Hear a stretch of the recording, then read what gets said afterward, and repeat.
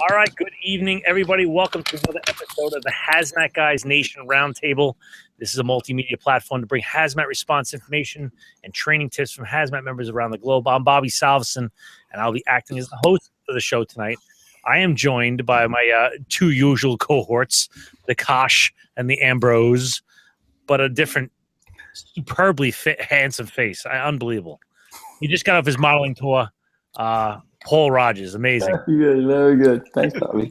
Very good. Some intro. He's like, hey, don't laugh, guys.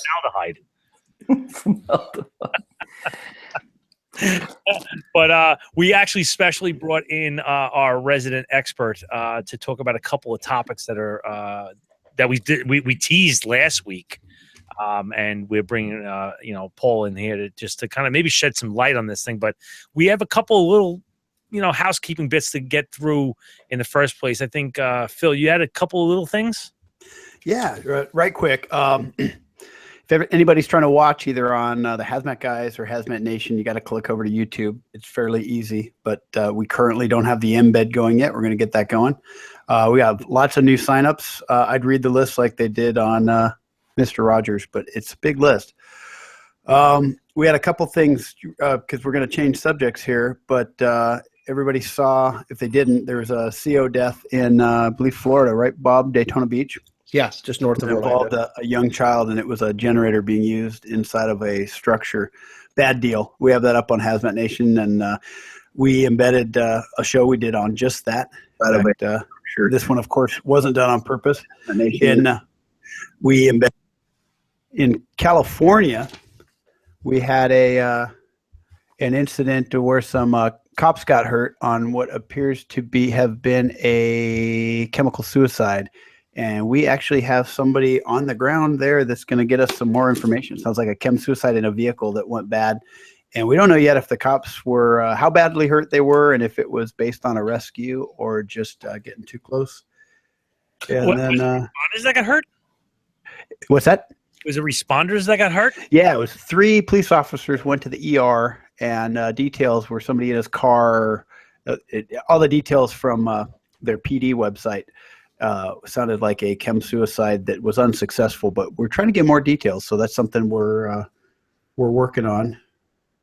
And I could do it at the end, but introducing Ryan Henry from Louisiana. He's an industrial firefighter that's now going to be one of our contributors to Hazmat Nation, and we're going to get him. You'll see some stuff from him online. That's from the world of Hazmat Nation. Most awesome. But let's get into the crux of why we have Mr. Roger here. You're good, Bobby. No, well, we were talking about this last week, and I don't want to, Bob, maybe you can shed a little more light into this, but I'll give the overall premise of what happened, a rough thing, and Bob can clean the mess that I'm going to spew out of my mouth. There was, and this happened, 2 months ago? About 2 months ago now, yeah. About 2 months ago. There was a mother and a child that was speeding down the left-hand lane of a freeway, because you guys don't have parkways down there, right? You guys freeways down there? Right, Florida Turnpike. And basically the car just came to a stop in the left-hand lane, correct? Right. First responders went over to it, and they see 2 people that was slumped over. You take it from here, because I don't want to misspeak on this one. Yeah, they it's an undetermined amount of time, but they think they were actually on the side of the road like a disabled vehicle, because there wasn't like any real damage. It just kind of drifted and was up against the guardrail. And they could have been there for upwards of 2 to 3 hours, they're suspecting. Highway Patrol or Sheriff's Office came up behind and said that they saw 2 victims. In the audio, you can go to hazmatnation.com and listen to the audio from it that was put in the news. And what they did was they approached the vehicle. They said that it appeared that they were unconscious. As the officer broke the glass, he described a burning sensation to his extremities and his eyes, and said that they appeared to be deceased. When the chemical words came across the radio, everybody pretty much put the brakes on. That area is kind of a remote area, about 25 minutes southeast of Orlando. That local fire department doesn't have a hazmat team. They called a neighboring hazmat team, which was about an hour and 15-minute response time. The first due engine company, I think they said was there approximately 20 minutes or so, 15, 20 minutes. Don't quote me on that. But they, based on what the officers told them, what the officers witnessed, they decided or had other information that they were deceased and focused decon efforts, rescue efforts, and what have you on the law enforcement. Interesting. So, I mean, this is kind of almost set up like a chemical suicide, but the flags aren't there. You know, like the things that trigger in my mind is like, why would somebody first off? Usually, they're very, what's the word I'm looking for? They're very considerate. Right, I mean, they usually leave signs. Please don't come in here. Here's how to mitigate it. Blah blah blah. They don't usually go ripping down a turnpike at 60 with the kid in the back. Right. Middle of the day, you know, it just doesn't calculate up. So, I mean, this is now a couple of hours after this whole thing happens, and they're considering a chemical suicide. Which, listen, I hindsight in 2020, I probably would do the same thing. But now they're finding out that it might be the car. It might be the car. And the other information that they had was that she had the vehicle worked on a day or two beforehand. So they think it might have been a CO leak from the exhaust somehow that caused them to pass out, fall asleep, whatever, which would explain the drift and whatnot. Subsequently, talking to different people, there was some evidence that there was an issue with the battery. And whether it was the vent off the battery itself that came loose, fumes came out, what have you. It was a big discussion for almost 2 months now. And it was just, last week when we did the show, that morning, right? They came out with the medical examiner saying it was possibly related to the battery. Now, the gas of choice on this ME report was hydrogen sulfide. Right? Hydrogen sulfide is what they put in the report. Now, going to Senor Roger, do you have? I mean, when I heard this, I'm like, all right. Well, when we have overcharging of batteries, you usually have the hydrogen emission. Is that possible to have the hydrogen sulfide? Is that something that you would see? Yeah, there's a couple of things that could have happened. It could have overcharged. They could have had an improper battery put in there. Did you say they just had battery work done? They had the, I believe it was the exhaust worked on. Okay. Okay, it's interesting. So they had the battery. Was there any issues with like alternators? Because, you know, the alternator usually regulates that battery charge and stuff like that. And if you overcharge a battery, of course, you're going to liberate some sort of hydrogen gas. And as you mentioned, if one of those cells had leaked an electrolyte, possibly you'll have some emissions of hydrogen sulfide. You know, if they found hydrogen sulfide, and this is a lead acid battery, right? Are we looking at a lead acid battery? I believe so. And it's right under the front seat, right under the driver's seat. On the interior of the car, no less. Yeah. Wow. Yeah, it would be interesting. Well, was it a hybrid car? Yeah, it was a hybrid Porsche, and I've actually tried to dig up quite a bit of information on, but knowing those were the hybrids, which there's a lot of them out there that, no offense to any of the companies that made them, it's kind of a hybrid light, in my opinion. It's one of those cars, they added some hybrid technology to be able to sell it as a hybrid so people can feel good about themselves. It's kind of, so just the fact that the battery, because it's not, from what I could tell, it's like I said, hybrid light, say compared to a Prius where the battery is not, from my understanding and research, is not in the passenger compartment. But we're going, like before, we're going on lots of speculation, but still it's been what they said, the coroner and the sheriff, that it was suspected hydrogen sulfide. And the reports we saw had levels of hydrogen sulfide in the victims' bodies, as well as they had a few coins that were etched with hydrogen sulfide that were on the floor of the vehicle. Now, all right, so how would this even happen, right? We have a battery in the car. The battery is getting charged by the motion of the car, correct? I mean, the braking, how does this all work, right? How does an EV vehicle work? Well, I don't think this was an EV vehicle. It was just a hybrid, which is both gas and battery operated.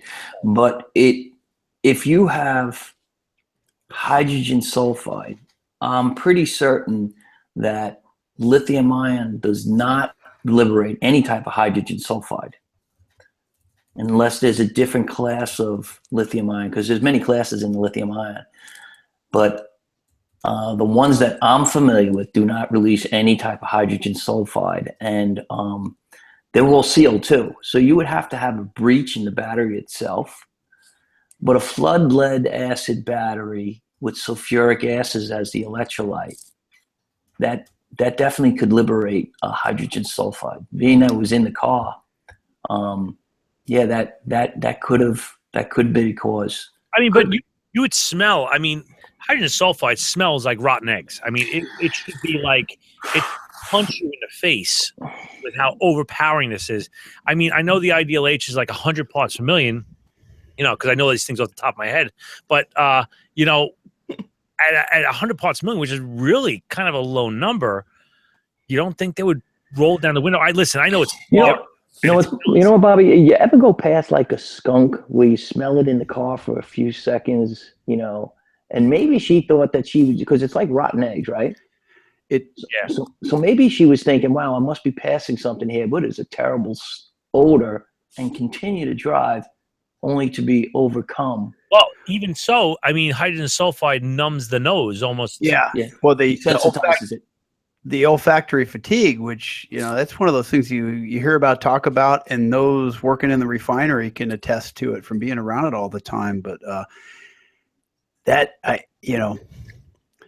did it knock her dead real fast, or did it knock out her nostrils and say didn't notice it as much and kept going? Because, unless that thing was sparking and flashing, which then there'd be evidence of that, I would guess she'd just drive on her way. Hey, Bob. Yes, sir. Did anyone get the battery? Did anyone look at the battery yet? Has that been investigated?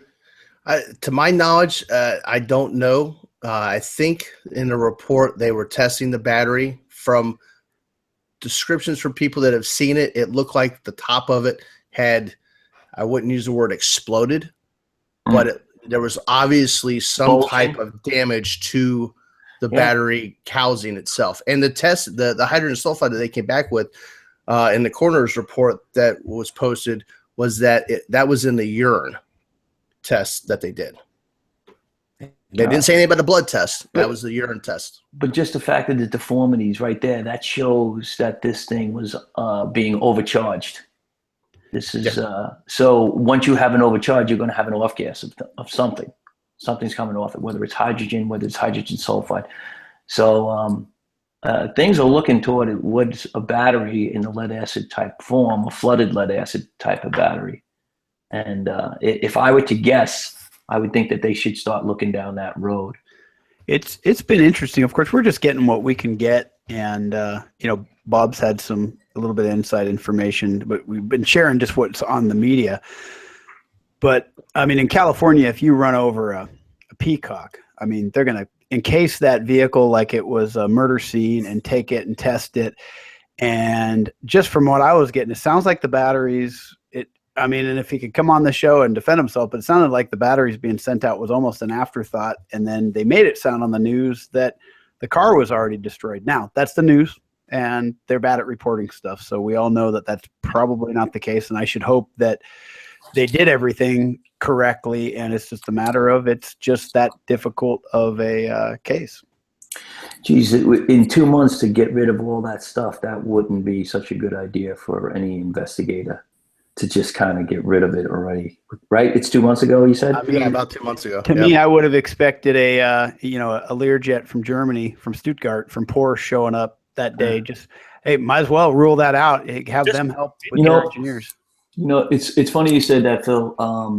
So many people that are in the industry are very, very concerned about their product that they put out there. So you're right. I'm surprised Porsche hasn't gotten involved in something like this, just to either defend their product, to say, hey, it wasn't us, so they don't get a black eye. It's been very weird. There's been no mention of them at all. And we don't know that they did or didn't, but heck, when the first Tesla crashed, which was because the guy was like drunk and speeding, I mean, that was all over the news, of course. I guess, this is big news to us being Hazmat guys, Hazmat Nation. I don't know if the rest of the country was probably paying as much attention to it, but yeah, I would have thought that just for either damage control or just, to make sure that it doesn't happen again. For damage control, spin control. Well, also, if you have a problem maybe with the alternator or whatever's charging it, right, a controller or something, if there is a defect in that, you better correct it down. If it's still out there, they should be really pulling that in. Look at Firestone. Remember them? Yeah, right. Well, no, I mean, like even let's take this in a different direction. Let's say we don't know, where this is going, and we don't know if this is a chemical suicide or just listen, the possibility of there being two people that have a medical emergency, a young kid and a mother simultaneously in Florida, though Florida is what Florida is, I will say that it's very unlikely. They probably handle this as a chemical suicide, and we were alluding to this last week, is that it seems that and I'm really curious to how the country does this, but, it seems that the majority of the country has this standoffish appearance with or set with chemical suicides, where they're like basically wait it out. They're not going in, and even though it's outside, there's no exposure problems. There's no, they have the SCBA 10,000 times protection on the face. They had the bunker gear on. They're still not going up there. To which, break the windows, let it blow, pull the kids out, and then you establish, well, wait a second, they're going to off gas. You have gloves, you have your SCBA, you have a PPE, you're still protected. You have to. I don't understand how these departments are getting around vital vision from 25 feet away and getting legally away from this. That's I don't want to say the wrong word because I'm thinking of a word, but I'm going to say it's bordering on criminality. I don't know how people are saying, oh yeah, this is a good idea. There's nothing good there. It's interesting too. I brought this up at a very impromptu fro training we did in our area, and I was taken aside by somebody with a golder badge than mine, who said, yeah, it's clear. It's line of sight, and if they're moving. I said, so next house fire, I see little feet, but they're not moving. I'm supposed to, wait for backup? I just don't understand the logic, and I think it's because it's hard for, I don't know. I'm not saying on a jumping off a building suicide to run out and stand underneath them and try to catch them, but this is just bunker gear and going in. But of course, the big head scratcher here too is it almost sounds so impossible. In fact, with the hydrogen sulfide, I can believe it now, but I still haven't ruled out in my head there was something else criminal, and maybe they're just not saying enough because they got a suspect that they're trying to get. But the fact that I saw on TV people sitting in a vehicle while everybody stood back, it's still perplexing to me. Well, you know what? While we're here, why don't we just, Paul, you're the boss. You pull up to this thing.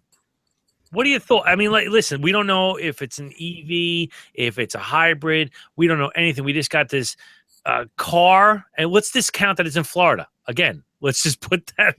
Let's say it's somewhere else that's normal. So Bobby, we're talking about something that's outdoors, right? Yep. We have full PPE on. PPE. We can stretch a hose line if we're worried about flammability. Yep. We can protect ourselves against anything that is toxic, and even in that small little realm, corrosive, we can do an emergency decon if someone really gets some sort of corrosive one. I think they could have been a little bit better effort to try to just make a grab on this. Yeah. But, I'm not there, and I don't want to criticize any fire department. It's not me to do that. Yeah. There may be other circumstances that we're leaving out. So we need to be careful that we don't criticize someone or any department when not knowing all the answers. It's just, you know what, when you have guys, and again, that's the method of the show, is not to, we reevaluate scenarios from around the country, not in the, my way's better or the hindsight's always 2020. It's that, how would you have done this? How would you? It's not that I'm comparing myself to the way the guy did it. How would you have done it? And the thing is, I agree with you, maybe because we work in the same department or we have the same mentality or whatever it is. But I think the vast majority of the guys that we talk to on both the show and around the country agree with us to some form. And then there's the other guys that are holding this other line that's like, I can't even wrap my head around what you're trying to do here. Well, I think some of that is the fear of hazmat. You say hazmat and people, oh my God, the world's coming to an end. In this hazmat tech class that we got going on right now, we've had to take the ERG out, take the NIOSH book out, and just look at the NIOSH book, and I have them pick a different chemical and go, read me the description, read me the properties, and tell me what you're going to wear. Because at the beginning of this class, almost everything we talked about, level A. And I'm like, holy shit, you're kidding me. Well, let's think about where it's at. Is it in a building? Is it outside? What are the circumstances? What's the occupancy? Trying to get them to think a little bit. And anybody that's listening, a quick 10-minute firehouse around the kitchen table, Google something if you don't have a NIOSH book. Pick a chemical. Look up the description of the pocket guide on Google and just read it. And you guys decide what you might wear and make it a little table house drill. Yeah.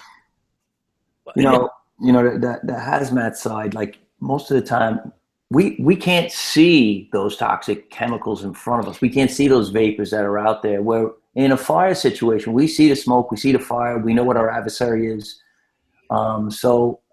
I think it's more of a cerebral type of job in the fire service where you have to really think. You have to think. Not that you don't have to think in a fire. I want to be cautious not to say that. I'm just saying that, you have to connect those dots in the hazmat world to make sure that you're going in there safe. And I'd say 99% of the time, we're good with the bunker gear when we have a life-saving situation. Yeah. I don't want to go too far into the weeds with this, but I just saw, and it just triggered something in my head. I see my man Pernell Hammond just popped up on the group, and we were discussing this in class. There was a section. I just come back from the National Fire Academy, and we were discussing the different levels of PPE, and it was something that I really didn't know, that the level A and level B has 3 different types of A and B. And in New York City, and I'm sure a lot of locales have what we call the lion suit. It's the MT94, which is it's a vapor-proof apparel. However, the SCBA is on the outside, and it completely, the purists say this is not a level A.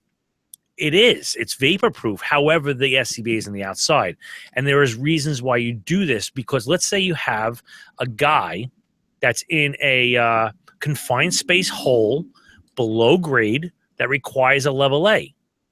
So I need to put, let's say, Phil. I'm going to put Phil on rope. He needs a class 3 rope harness to go down. He needs his level A, and he needs what the hell else? I just lost my train of thought. Well, the rope harness. Sending me where? Oh, the SCBA, right? Well, so the rope harness doesn't go over the level A because it's too much bulk. So do you omit the harness, or do you downgrade the class of PPE, or do you go to a gunslinger type pony bottle? Like, how do you do? And there is really no answer. There's no way to do it. Bobby, let me just tell you something. The NFPA, okay, really, that's who we follow generally in the fire service. All right, it has a vapor tight suit. The MT94 falls into the 1994, right? The class 2 category, where the scope of that class is dealing with CBurn incidents. They just added the word hazmat to the title because they're looking to push the limits of the suit to change the scope in it. They're looking to make a ruggedized version of it, right, where they can possibly get more use out of it instead of just being in the scope of a WMD or a CBurn incident. And that process is going on now. We're discussing that in the NFPA CPC. Yeah, well, I got to say, I went to National Fire Academy. I took a class on site operations, which is like Hazmat Part 2. If you get a chance to go out there and take it, it was worth it. It opened up my eyes to a lot of the laws, and that's where we're really going with the podcast for the next couple of months. We're breaking down 49 CFR, 29 CFR, NFPA 472, 73, all that other crap. But Paul, you're on that NFPA committee, correct? Yes. Yeah, exactly. And thank you for doing that, because I doubt they pay you very well. But I mean, I remember starting about a year ago on LinkedIn a discussion on A, B, and C, and there's people that have never put on any of those suits that have this misconstrued conception of what the suit is. But I'm glad that somebody like you is on the committee, and I think these suits also keep getting better. Phil, there are some surveys that are out there, and they're doing their best to try to get information from the responders. I mean, whether it's first responders in the fire service or first responders that are in a industrial environment that may have hazmat suits there. And, the biggest complaint for the level A suit, what do you think the biggest complaint for the level A suit is? Cumbersome. Yeah. Oh, well, and then the people that, the shrink wrap argument, because it doesn't protect you in fire, but that's not what we use it for. Yeah, and that's what it is. It's functionality in the suit, and people just feel that the functionality was taken out of the suit. And I don't want to go down on this road of chemical protective clothing, but one day, Bobby, or when you guys do a CPC, if you want, I'll come on and I'll explain some of the things that are going on in the suit and some of the questions that I had. Now, listen, I by no means, I bring the fire service into the group, but there are some really smart people there. I mean, people with PhDs, and they talk about things and my head is spinning.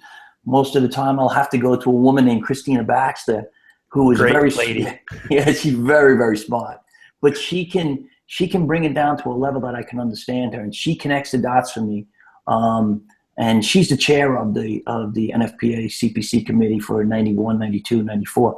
And she is unbelievable on the way that she can keep up with all these 100-pound brains and then bring it down so the respondent can understand it.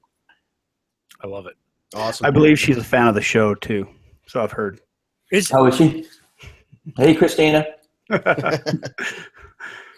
wears a shirt with my face on it. I love it. All right, well, you know what? We got anything else for the night, or I'm going to wrap this thing up? Let me clarify one thing. Go with it. I did talk about Christina Baxter. It's, believe it or not, Dr. Christina Baxter. Well, though she doesn't like that, I really need to let people know that she's one smart cookie, that woman really is. So she really is. She's got a doctorate, so she's a smart woman. Oh, that's good. I like that. Awesome. All right, well, that wraps up another episode of the Hazmat Guys Nation Roundtable. Please be sure to follow us on the Facebook pages of the Hazmat Nation and the Hazmat Guys. Guys, let's go around the table and tell our friends where they can find us. Bob Kosh, where can we find you?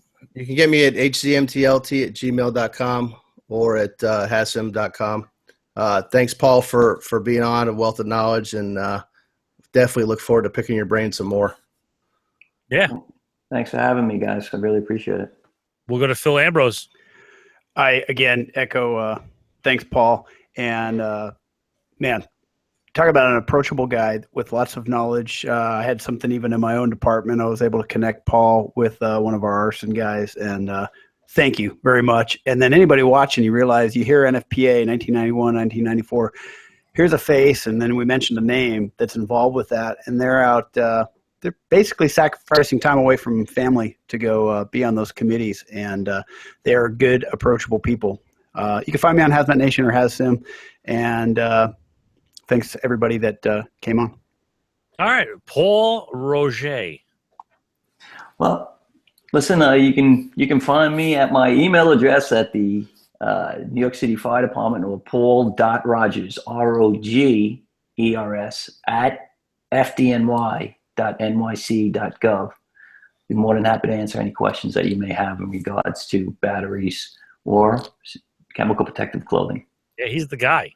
He's the guy behind the guy. He's the guy in charge of the guys. That's the guy you want to go see. Any questions on batteries? That's him. That's right. But I am Bobby Salison. I am the co-host of the Hazmat Guys podcast, where we break down these complex things. And right now we're in the law kick, which sounds like a snore fest. But trust me, if I can make hazmat funny, I can make law funny. So we are going to be keeping this going, and check out the newest ones. We have Law 1 and 2 coming out this week. And we're going to be breaking down some other things that were very shocking to me when I found out about these things that I didn't know. So my whole thing is, you can't play the game if you don't know the rules. And these are the rules. And we're breaking down to the basics where you really need to know about them. But I think that's about it. But please be sure to catch next week's show, and this show every Tuesday at 21:15 hours Eastern Standard Time on Google Hangouts. Actually, it's YouTube Live now. We will be producing a podcast audio-only version of this. You can find on iTunes under the Hazmat Guys Nation. And we are also posting this video to our YouTube channel immediately after the show. Look at that mug. You can get them. You can get the mug. That's a great mug, by the way. It holds a strong mug. No, it does. You can hit the. I don't want to say it. You know what? I don't want to say it. All right. Anyway, you can find our YouTube channel at THMGnation@gmail.com. That is all. Good night. Be safe.